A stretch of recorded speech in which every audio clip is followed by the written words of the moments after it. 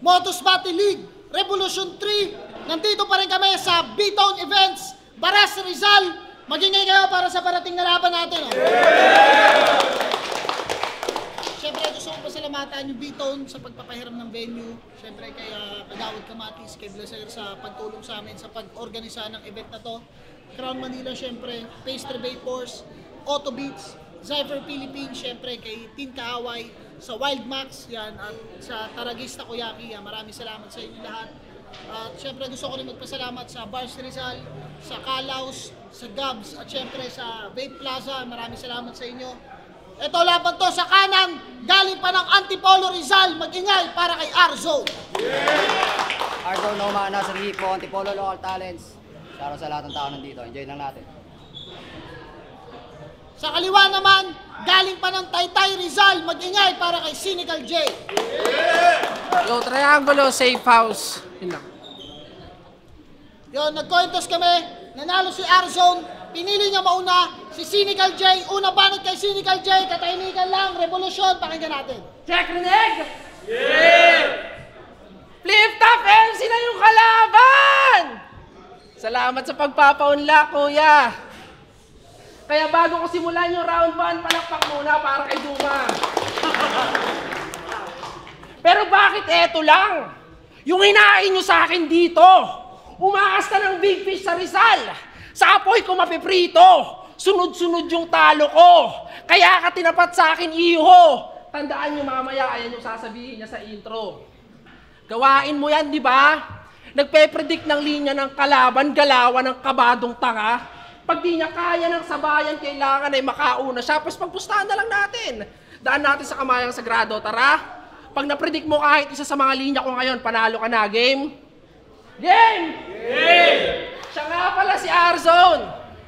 At ang trip niya na bang todas? Kapag di effective yung baon, nagre-reklamo siya sa oras. 2 minutes lang, 2 minutes lang! Isisigaw niya ni Judas. Bukang bibig palagi kapag nakakaramdam na ng olat. If you got the lead, sa umpisa, dyan ka niya babalikan. Kapag yung shit, niya corny na, yan lang masasabi niyan. Distance over speed yung formula, kaya ba't pa gagalingan? Kapag lumalayo yung distansya sa kalaban, ang bilis magdahilan. Tapos sa 1 minute, sinisigaw pang Rizal represent. Oh! Tapos sa 1 minute, sinisigaw pang Rizal represent. Oh, may pinapatunayan ka, pre. Bago may pagsigaw ang you represent Rizal, tanong mo muna kung payag kami. Kasi bilang taga Rizal, sa 1 minutes, masyadong mahina yung sulat na binara. Bilang taga Rizal, andito ako para sabihin sa'yo nakakahiya ka. Parehas tayong taga Rizal. Ako nagsumikap mag-isa para sila tumingin sa akin. Ikaw, nagpaka-bitch ka sa Rizal na parang Josephine Bracken. Antipolo at Taytay, usapang lugar o movement, nasa ibabaw ka namin. Kaya yung bawat suntok, may galang sa nasa taas, sa South Pumang gagaling. Pero sa taga-Taytay din naman galing yung estilo, kaya matuto kang gumalang. Mula sa delivery at structure ng sulat para mabugbog yung kalaban, o galing sa halimaw ng Taytay. Yung anyo niya katunayan, kaya sa left eye, aabutin itong nagbubulag-bulagan. Round 1 pa lang, pinakita ko na paano to paglaruan. Ngayong magkaharapan tayo, ginawa kang batukan. Lahat ng bala ko rerekta sa butas ng gagong yan. Malabo itong sumablay ngayong malapit na yung pasukan. Galingan mo, bawi mo to. Ang dami ng banat para kay Arzone. Yo, ginagaya ko to si Left Eye Blind. Sabi ng putang ina, tingnan mo nga buhok mo, longer oh, gago, mas kamukha mo siya. Game! Game! Tinanggalan mo ng intro si Ryan at Odeng sa FRBL, tama? Yung dalawang host, di pinagsalita. Nag-i-intro pa lang yung mga boss, agad-agad mo binastos, biglang sumingit ka bigla. Nag-alala tuloy ako kay Engsay. Paano kung gawin niya yun sa'yo? Baka bigla mo tong i-knock out. Paano kung tanggalan ka din niya ng intro? Sobrang dami mo pa namang sponsors na sina-shout out. Ano, payag ka? Bastusin ka na ito? O di ba hindi? Kaya ngayon pa lang, dapat dito pinapalayas tang ina. Kung nagtatanggal ka ng intro, ako intro ko pa lang, pinapatanggal na kita. Wow! Una sa lahat, di kita gusto kalaban. Disgrasya lang tong tinakda.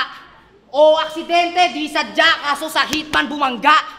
Kaya tutok ko ng Glock kaliwat kanan. 2 baril yung hinanda. Tamang nilabasan ng 2 Glocks kasi itong hit ay di sadya. Simpleng reference yung bungad na ginawa. May nakaalala ba? Di nyo na-guess yung 2 Glocks, di sadya. Nakapagtataka. Hoy tanga! Di ba kakatama ang yung spit? Walang talab, dinudura. Wala kayong makikitang hits, kaya walang ibubuga. 1 buwan kang puyat at nag-practice, inaalala lang kita. Kaya itong suntok ko may malasakit. Pag tumama, tsak, maaga ka magpapahinga. Siya, si Cynical J. Battle MC na may typical play. Mangungupal, manggagago, manunulak pa ng tao, yan ang napili niyang way. Porkit di kayang makipagsabayan sa lyrical stage, yung laban dadaanin niya sa physical game. Diba? Estilo mo mangupal at manggago, diba? Inaasahan naman namin na puro basurang lines ang dala mo. Normal na ginagawa yan ng mga tambay sa amin. Ang pinagkaiba lang, nakarhyme lang yung sayo. Yeah, aggressive ka, energetic, di ka makakasabay sa akin. Ako'y mas deadly boss ng sobra. Usapang energy, malagari V na naka-extra Diyos at Cobra. Ikaw malamya ka. MCing matabang ang tira kaya mababalasa ka. Kung matabang, mababalasa, paano ako magkakagana pa? Kaya kailangan munang tadtarin at chap-chapin, tsaka nyo lang asahan na ganahan akong kainin niyang matabang kapag nagkakalasa na. Yes. Ganahan akong kainin niyang matabang, sa aking punchline, ganahan akong kainin niyang matabang kapag nagkakalasan na. Ikaw puro forma ka tanga. Ganahan akong kainin niyang matabang kapag nagkakalasan na. Puro forma ka tanga. Oo, maporma to. Sa isang event, paiba-iba ng suot. Mukhang mayaman ka na, tol. Papalit-palit ng damit kasi lagi daw pawis. Ganun talaga pag kargador. Feeling mayaman ka sa net. Para astig pag mag-scroll. Tamang puro ka damit. Mukha ka kasing aparador! Bonjing ang puta. Sabi ko sa'yo, M-Site, ibigay mo sa akin yung MCing elegante. Eh ano to? Sexing elepante? Ikaw na may size advantage. Pero sa bara, tagilid ka. Biruin mo yung pagiging malaking tao mo pa yung ginamit ko para lang maliitin ka. Yeah, pero may pakinabang yan sa trabaho. Ganyang kalaking tao, laging tinatawag pag may iuutos na daw. Ganyan yung mga sinasabihan ng pre. Tawag ka ni Foreman, magbubuhos na daw. Hinahanap ka sa barracks. Bawal pa tamad-tamad dito, gago ka. Double meaning pag sinabi kong kaya ka nga nandito kasi pinapatrabaho ka. Kaya pala pasok sa construction site.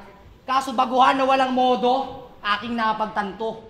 Nakakailang battle ka pa lang, kinukupal mo na yung mga kaharap mo. Pues pipilayan ng todo. Total wala ka pang ambag sa larong to. Oo, walang pondo. Kaya puro bali lang matatanggap mo. Entertainment to performance level, mukhang wala na kinalaman to. Magkaiba yung komedyante sa kupal lang. Ugali niya yung inapakan ko. Ugali niya yung inapakan ko. Napapasaya kayo neto mga hurado. Sige, patunayan nyo. Pag kupal ba, entertaining agad o mababaw lang kaligayahan nyo? Babastusin ko daw si M-Site. Sabi na itong bobo. Gago, hindi mangyayari yun. Ako yung bagong miyembro ng Monopolyo. Tanginan to, mukha daw akong kargador. Sabi ng loser. Ikaw nga mo, ang kakaut lang na construction worker. Tanginan to, kay round 2 game. Hey! Ulitin ka lang yung sinabi ko ng round 1. Kamukha mo si Duma. Diwata, dahil simpati si Binay. Pwede rin si Akuma. Binatang D-Wade pati si Blizzard. Yung kulay ng balat mo, parang pinakamababa na brightness. Lagi ka pang nakasimangot, negritong naka-sad face. Ang itim mo, tas parang lagi kang magkakry, bes. Kung magiging karakter ka sa Inside Out, ikaw si Darkness.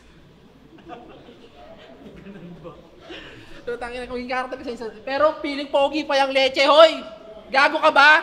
Kamukha mo si Machete nung kahoy pa siya. Pero tangina nung gumawa sa'yo, ano, di ka man lang binarnisan. Ganto itsura pag ginawa kayo ng Diyos, tas di niya masyadong ginalingan. Pero siya ay antipolo represent. Eh! Grabe ka, sir! Galing siya sa lugar na sobrang mahal ng tricycle, real talk. Di nagmamahal na tricycle sa kanila? Wala ba kayong hiya kahit konti? Poking ina ng special sa inyo eh, no? 40? Okay na special sa inyo, no? 40. Kahit malapit lang yung pupuntahan, basta tumigil yung mga yan, hassle. Kasi pag di ka sumakay, putang ina ko, konsensyahin ka ng driver. Sasabihan ka ng magic words na, psst, pogisan ka. Tapos di mo namamalayan, nakasakay ka na. Pero, ano natin, pasensya na kayo kung may samaan ng loob. Galing kasi sa experience yung kwento ko na to. Kasi nung siningil nyo ako ng bayad, nagalit pa kayo nung nag-thank you lang ako. Pero pag-usapan naman natin, yung motor niya nung nakuha, post agad sa FB, nakakatuwa. Meron siyang Mio Soul na yung setup, labas kaluluwa. Nung nakita ni Husky yun, napaka-comment agad siya ng, nice par. Sabay tanong ng, kailan mo lalagyan ng sidecar? Tricycle din pala. Kailan mo lalagyan ng sidecar? Tapos nung Webes lang, nagmaoy sa GC ng FRBL. Nagmaoy ito sa GC. Wait lang.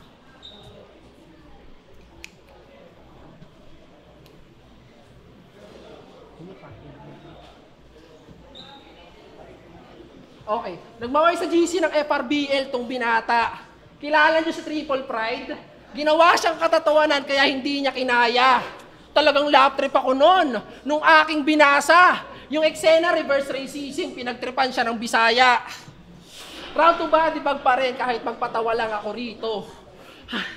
Kahit magpatawa lang ako rito. Malabong Round to body bag pa rin kahit magpatawa lang ako dito. Hindi ko na kailangan magseryoso at sabayan ka sa trip mo. Malabo kang manalo sa akin kahit anong diss mo. Lagi mong tatandaan mahal yung tricycle sa inyo. Yo! Mahal daw tricycle sa amin. Yun ang sabi ni Hunghang. Kasalanan ba namin kung nagkukommute ka lang? Wala kang motor. Yo! Check. Hindi tira yung motor ko. Oo, nag-rides kasi kami. Kasama mga tropa at kaibigan. Naiinggit ka, tol? Di ka kasi nakakasama. Sa sobrang laki mo, di ka kasya sa motor. Panginang angas-angas. Anong mga daming hype. Huling sinakyan mong motor, naging mountain bike. Yo! Round 2. Hari daw ng rhyme scheme. Naksang puta. Siya si Jake Orozco. Usapang rhyming, di ka hari, sobrang fake mo, bobo. Sa tugmaan, alanganin kang mag-claim ng trono. Ngayon makakatikim ka sa akin ng straight na combo. Game? Kaya diretso na sa gasa. Walang break na auto. Mentality kumamba. May snake na logo. Talagang sunod-sunod yung shoot. Taping ni Coco. Magdamagang tira aking move parang nag-date sa Sogo. Pinuntahan mo rap game, hindi to birthday loko. Bakit pagpasok mo sa gate, hanap mo cake at lobo? Feeling pogi pa. Para daw siyang underage na piolo. Pero nung nakita ko picture niya, mukhang naka-frame na oso. Hoy, siya si Jake Orozco.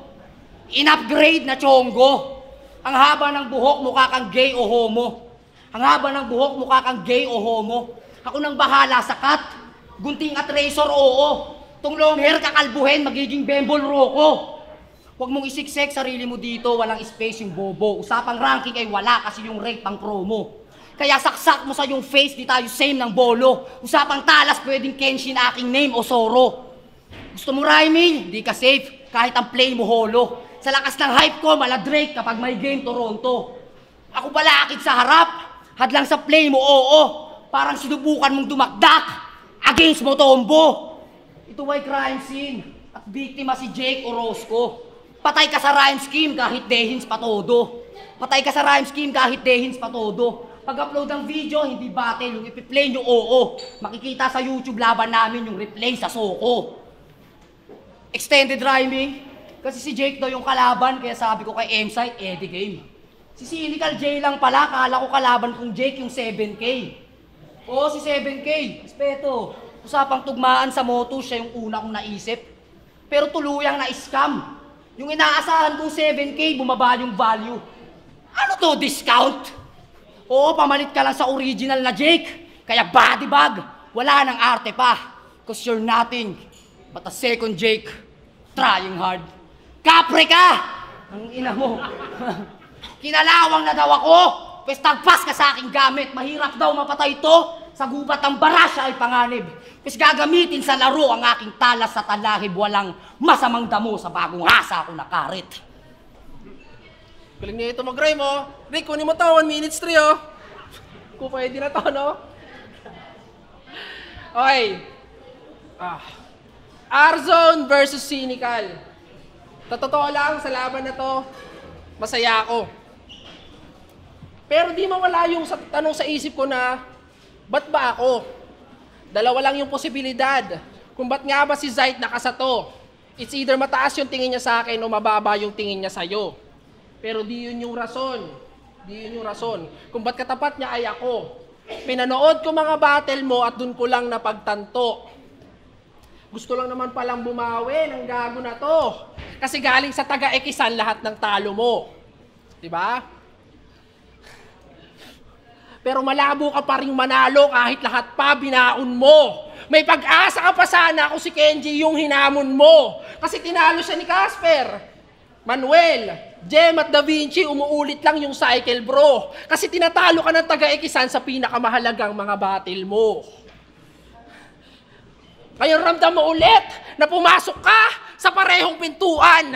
Tatapak-tapakan ka ulit ng taga-ekisan. Pwede ka ng pwestuhan. Pero change topic. Sino dito nakapanood ng deleted scene kung saan sa stage bumaba yan? Sa background, meron kayo doon maririnig na tuloy, may pusta kami dyan. Si Tonsi po yun. That's right, nalaman sa replay. Nakipagpustahan siya kay Tyke sa halagang 3K. 3K ang puta. Ngayon mo sabihin sa amin, ba't kami maniniwala, bro? Kung yung kagrupo mo nga mismo, ganun kababa yung tingin sa'yo. 3,000 lang yung halaga mo, kaya huwag kang feeling G. Sa mga, galing pa yan mismo sa mga kapatid mo sa industry. Patunay lang yan na sa No Manas, ikaw yung weakest link. Tinapat tong may halagang 3K sa MC na kumikiling spree. At yun ang umpisa ng sumpang mabangis. Mula sa'yo, papunta kay Husky, papunta kay Tyke, and then the rest. Nakadikit na sa pangalan ng inyong grupo at di na maaalis. No Manas, mga dakilang finalists. At least kami nakapasok sa finals. Ikaw di man lang nakalapit. Oh? Mas bibigyan kita ng comparison na masakit. 2016 Warriors yung saktong-saktong kalakip. Walang kwenta yung magandang record kung walang kampyonatong kalakip. Hey. Nung finals daw namin sa FRBL ay pustahan, mababa lang tingin sa akin ni Ty kasi 3K. Yun sinabi niya sa aking face, tangina mo, sisihin mo si Tonsi, siya yung nag-race. Gago kung nag-race ng 20 million, kasa pa rin yun, tanga. Bobo na ito lang pera. Yo, sino nakapanood ng tryout video na ito sa Motos? Ang lakas! Pwede nang sabihin alamat. First 4 bars, punchline niya. Magiging chararat, di ba? Oh, what?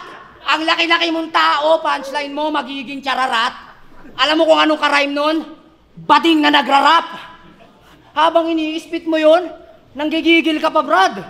Magiging chararat. Binigyan mo pa ng battle to M-site, dapat dito di na chinachat. Ganyang linyahan, sasabihin mo, alipin ka ng rap. Manahimik ka sa gilid at magtigil ka na wak. Sasabihin mo na kaya mong sa init tumapat, magagalit-galitan ka, sabay magiging chararat. Ano mo? Di nakata-kataka kung bakit katawa-tawa mga linyahan mong pambungad. Kaya wag kang mag-alala, akong bahala mang maltrato sa kagaya mong makupad. Katawan mababalda, walang makakapagsalba, ikay tadtad kahit makunat. Di lang kamay, pati paa ang may taga, maging mata mo may matata mo na sugat. Ganun ang sulat. Ikaw kadiri ka mag-rap. Magpapakahirap akong tumugma, tapos ikaw, magiging chararat. Kung ba't di kita sineseryoso? Kasi nagpapanggap ka lamang. Nagtatapang-tapangan, kaya dapat kang apakan. Para ang basahan, bato kang tinatawanan. Seryoso ka na habang tong kalaban mo sa laban ay nagpapagpagkalawang. Real talk. Oo, warm up. Pumunta ako dito para mag-enjoy at sumuporta. Hindi ikaw ang main reason. Nagpapainit lang tong arsonista. Nabagay lang sa rainy season. Kaya kahit magtawag ng rest back, hindi matutupad ang mission. Tingin mo dito, death match. Tingin ko dito, exhibition. Kamukha mo daw si Fangs. Superfly, Chris Newsom. Putang dami mong kamuka. Sarap mong bugbugin kahit wala kang katiting na atraso. Kahit madami kang kamuka pagtapos ng laban na to, manghihiram ka pa rin sa aso. Chris Newsom, kaso ang lagay delikado. Eto, Chris Newsom, wala kang pambayad sa Meralco. Chris Newsom, player ng Meralco Balls. Player ka? Ulul! Diyan kita kukontrahin. Ang layo ng tira mo, parang 3-pointer ni Jonah Renz. Jonah Renz. Boss Jonah. Kasi ang laki mong bano.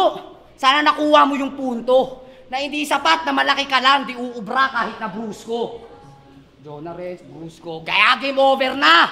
Kasi puro ka lang angas. Bago mo sabihing bowler ka, matuto ka magtawas. Sa estilo ng pangungupal, kay Kiluwa nagpaturo tong damuho na bayabas. Malakay rin lang at luka, yung duo nyo ang mahalas. Kasi boss, to na yung kalaban mong mas lulutong ang banat. Magtutunog pang finals, malulugmok ka parang mga pumusta sa Dallas. Hoy, Luka Bonjing. Puro ka bahalang tira ala tsamba. Kaya suntok sa hangin. Bihirang makatama. Nakakahiyang parehas tayo sa floodway ng galing. O puro bahala tira mo. Ngayon malulunod ka sa lalim kung puro bahalang dala mo. Tsunami yung sakin. Isa sa mga pioneer ng liga kung saan ka nangungulit. Habang wala kami, isa ka sa mga umaastang malupit. Bahay ko pa rin yung floodway. Oo, hometown. Nagbakasyon lang ako saglit. At sa pag-uwi ko doon back to normal, caretaker ka na ulit. Nagyayabang ba? Hindi. Minumulat lang kita sa ginagawa mong pagbibida. Nakakasakit na. Ganun talaga pag totoo, mas lalo mong iniinda. Simpleng paalala pa lang itong pinapamuka. Pero nayayanig ka na. Oo, hindi pa kita inuuga. Tinatapik pa lang kita. Thank you, pare. Thank you.